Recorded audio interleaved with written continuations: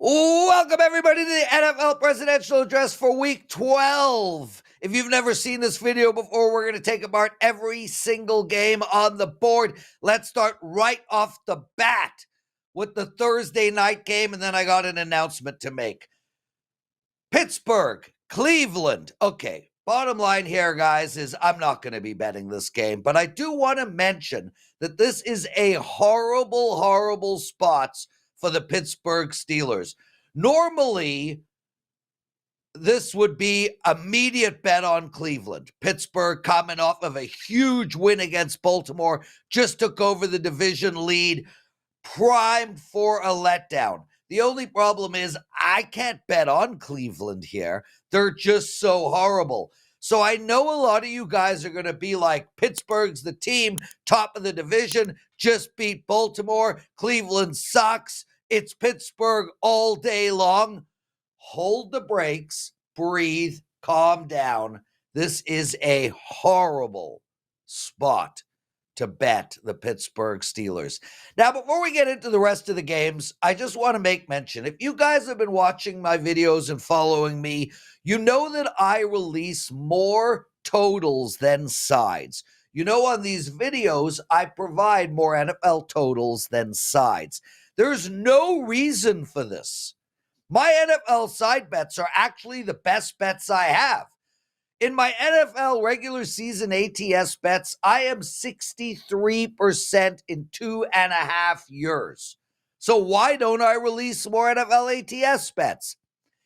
There's no rhyme or reason. Basically, I study the games. I have no agenda. I have no opinion. I have no thought to who will win or whether the game will go over or under. I literally just study them.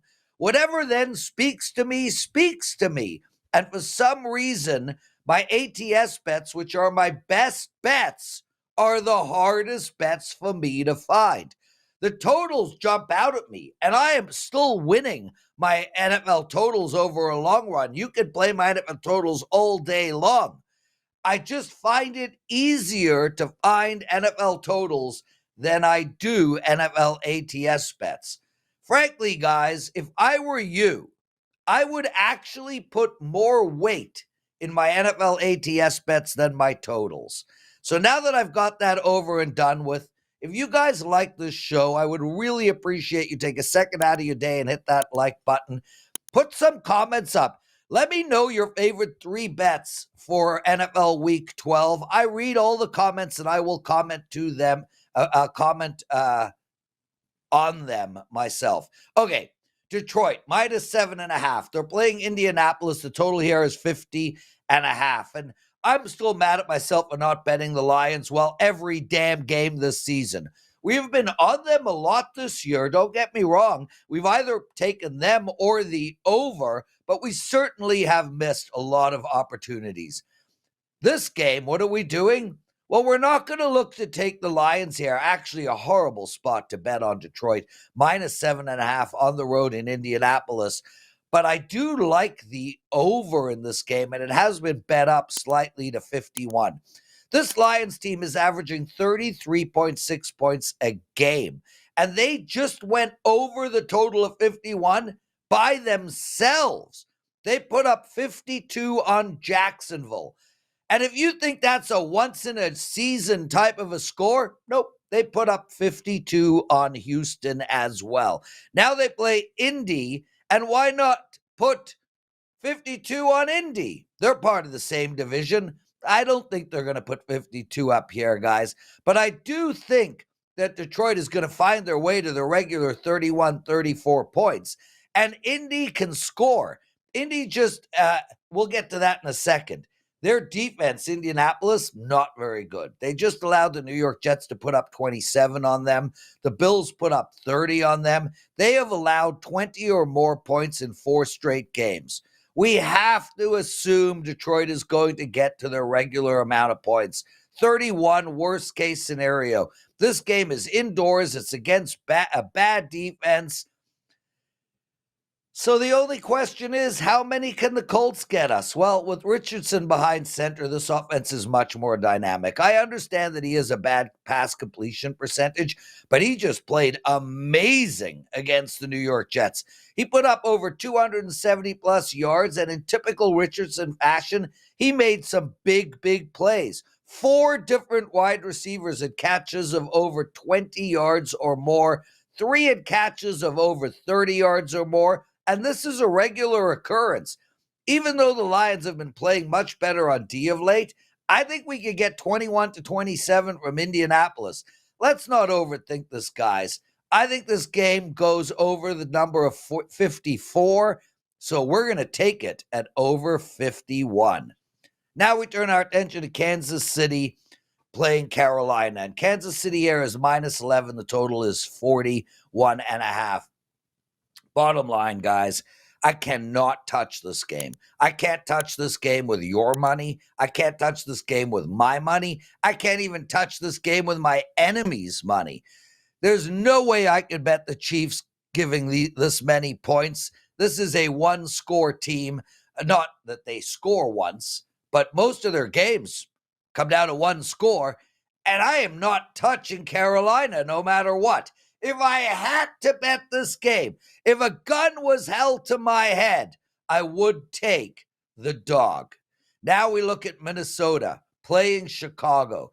Minnesota's minus 3.5. The total is 39.5. And we have to look at the under here. There is simply no other way to bet a game that the Chicago Bears are involved in. This Bear team has scored 19, 3, 9, and 15 points in their last four games, with all four of these games going under the total. They have also been playing really good defensively. Only one team in their last 7 games has scored more than 20 points. And 5 of those games, their opponents have gone under 20. The Bears have allowed an average of 18.7 points per game. And that was before shitty weather blew in. Also, let's not sleep on Minnesota's defense. They've allowed only 17 points scored on them per game, and many of those games were indoors. So imagine what that defense can do in the cold on a sloppy field with wind everywhere and playing the anemic Chicago Bears. With the Bears' crappy offense against Minnesota's D on a crappy field in the cold, I don't think the Bears are going to get more than 13 points in this game. Plus, let's not assume Minnesota is some offensive juggernaut. They have put up 23 on Tennessee. They put up 12 on Jacksonville. Guys, the Detroit Lions just scored 52 on Jacksonville. Minnesota 2 weeks ago put up 12. They put up 21 on Indy and 20 on the Rams. I think Minnie gets around 17 points in this game. This game is 17-13 written all over it. I'm betting the under in this game. And for the record, guys, if I had to take a side here, I would take the home dog at plus 3.5. This Minnie team, although they have won 3 in a row, they're not the same team as they were at the beginning of the season. And the Bears did hold Green Bay to under that 3.5. Dallas, Washington, move on, Dallas. I can't bet them. And it's just too many damn points to bet Washington here. Oh, my God, this Cowboy team. Mike McCarthy still has a job. I don't understand, man. Maybe, I don't know, maybe Jerry Jones and him are lovers. Jones is having sex with his wife. Let's move on. Tampa Bay, New York Giants. Tampa Bay minus 5. The number here is 42 in the total. And who knew, honestly, who knew that Danny Dimes was worth 1 point? Oh, my God. After they announced that Danny Dimes was out and Danny DeVito was in, the line moved 1 point. That is how bad they think Danny DeVito is. Honestly, how the hell do you bet this game? Here we have one team that hasn't won a game in 5 and another team that's lost 4 in a row. However, I got a bet for you. The bottom line is Tampa Bay they're still in it. Technically, they are still in it, and the New York Giants are totally reeling as both a team and an organization. This Tampa Bay team, without their wide receivers, almost beat San Fran, Kansas City, and Atlanta. All three games were one-score games, and those are some really good teams. Meanwhile, down the road, the Giants, well, they were losing to the Panthers. Enough said. I don't want to make this game about one particular person, but it looks like Mike Evans is going to be back, and that to me is a big, big deal. Tampa Bay has played well without Evans, but he is coming back, and they are hoping to start a run. The same cannot be said about the New York Giants, who have just benched their quarterback, are about to fire every single person in the organization, have not drafted well, have no superstars, and basically the only thing they got is a freaking pass rush. I'm not sure I'm going to get to the window in this game, but as Teddy would say, if I'm playing, I'm laying. Take Tampa Bay -5. New England +7 against Miami. Before we take that game apart, guys, I want to make mention, my basketball is unbelievable. Like, I know this is an NFL show, but this is a show about making money. And my college basketball and NBA have been lights out for 2.5 years. I'm currently on a 9-2 NBA run. I am a big profit in college basketball this season. And I really, really want you guys to join me and play both my hoops. And also, my college football is on fire right now. Lost one game last week in college football.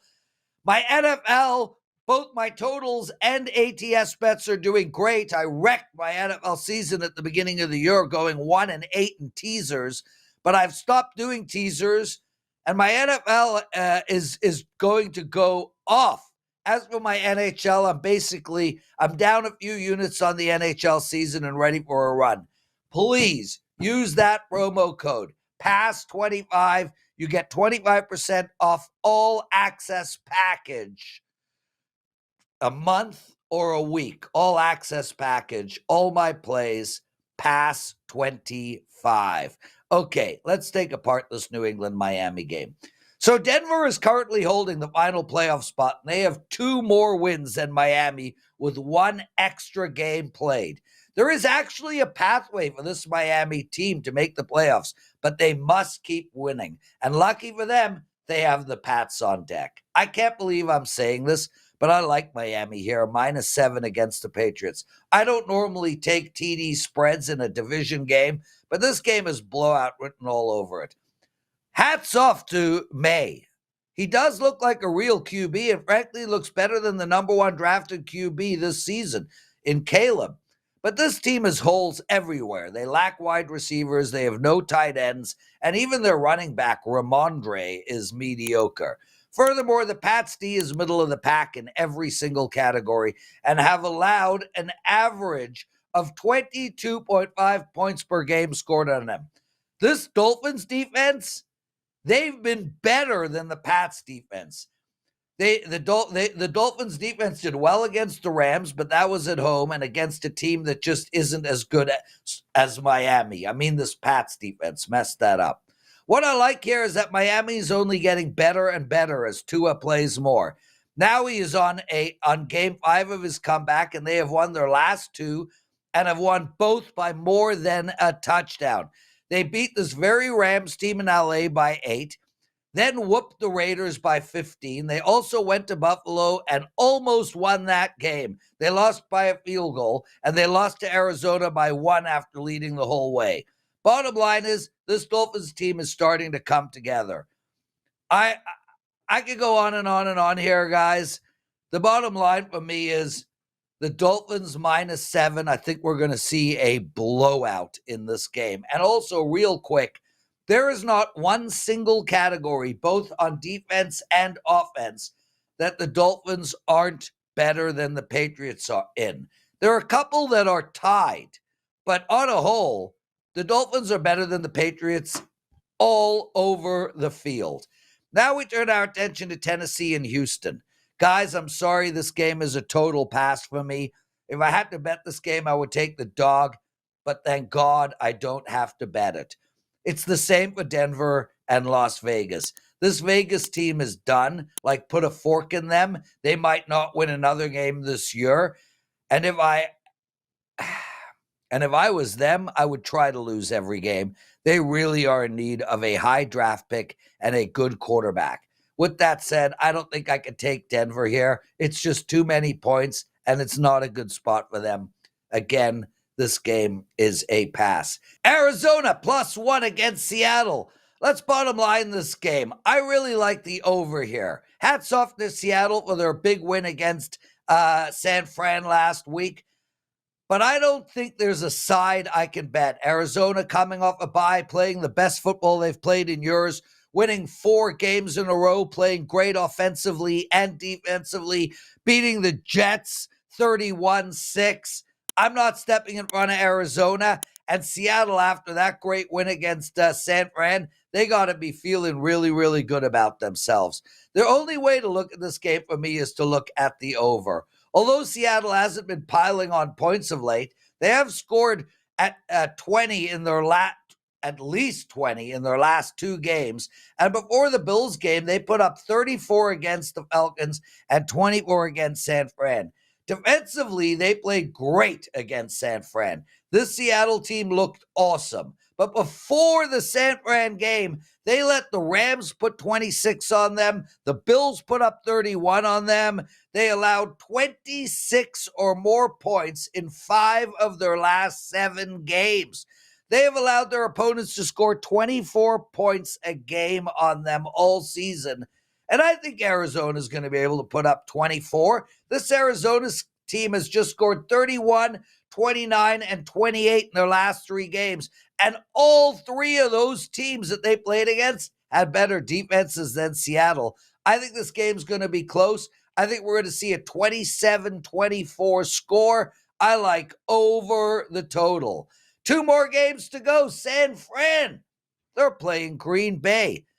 There's been money coming in on San Fran, guys. It's +2.5 now. The total in this game has been moved up to 48. And I think this might be the game of the week. I wish I had a side bet for you guys, but I don't. We're going straight to the over in this game, and it obviously assumes that there won't be a blizzard. Remember, guys, we're now in mid-November. Always check the weather. San Fran just came off their worst offensive game in a long, long time. They scored only 17 against Seattle, and Purdy, he played terribly. With that said, they are still in the top 10 in points scored, averaging 25 points per game. Green Bay also is coming off a horrible offensive performance, and they too are averaging 25 points per game. Surprisingly, the San Fran D has not been great all year. They're sitting in the middle of the pack with Green Bay, both teams allowing around 21 points per game. Although I think this game will be close, I feel like both teams are going to get us to 24. I like over the total of 48.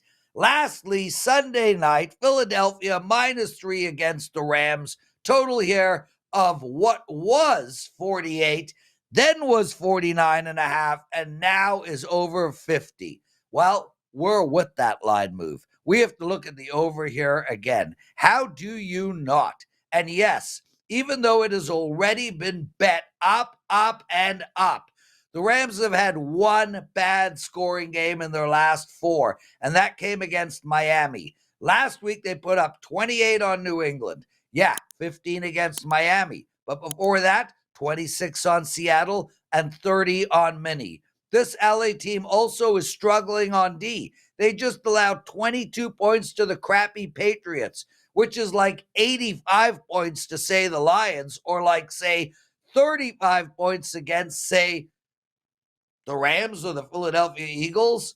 They have allowed 20 or more points in 9 of their last 10 games. So logic would assume Philly is getting a minimum of 20, and I think they get way more than that.